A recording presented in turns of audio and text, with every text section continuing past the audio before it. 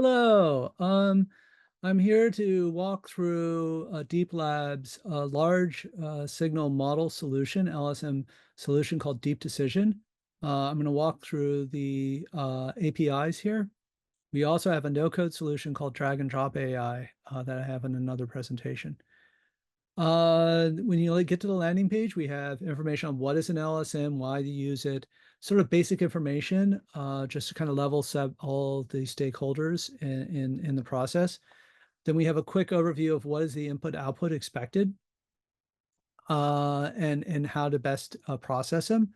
We also provide different ways of integrating our LSM solution. You can use our drag and drop AIs I mentioned, the APIs and SDKs, or we can also deploy on site depending on your needs.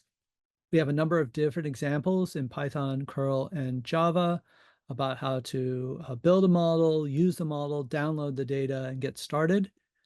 And now let me jump into the APIs themselves. So here we see the basic methods used to build and access the results of a large signal model. So they should be familiar to your data scientists. You have a fit and inference. And again, knowledge graphs or graphs in general, we have that as one of the sort of the linchpin of how we integrate into existing solutions like an LLM and also say a rule engine and things like that. Here's our LLM. Our current one that's in production on our cloud service is Meta's Llama, but we also can integrate with other services as well. And here you would pass it a statement ID, and it would generate the results that you saw in the prior example. We also have the ability to generate synthetic data. We call it a reverse transform. You would give it the amount of data you want generated, and then it would rerun that data through an LSM and recreate the feature files. They'd be completely anonymized.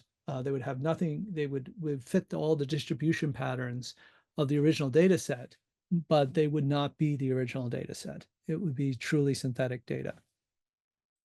We also have the ability to do a multi-model, which is one of the more powerful tools we have.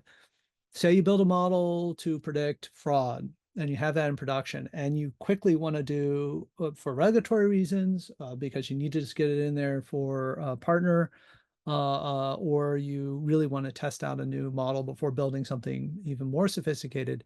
Say you want to predict age, you could just build quickly a multi-model within minutes. Say, find me, create a model that predicts people under 18.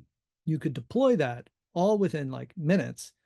And then as people come in, you would say, how close is this person to other people in our data set that were under 18? And it would give you a rank order score that you could use for decisioning.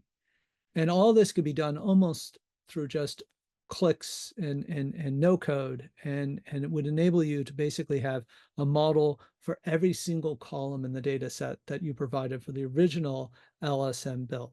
So it's super powerful for prototyping, for emergency patches. I can think of an example where you put up a risk model and then find out there's a huge hole for a particular vendor or a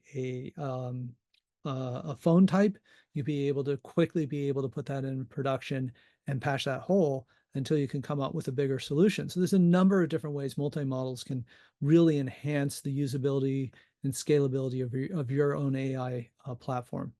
You also can find twinning. It's similar to the distance metric I just said. So just like how similar you are to other people 18, you can find out who's the most similar person to that person. So for a series of records, it can find out where are their twins. And we call that search. We also have a number of pre-compiled or pre-trained LSMs.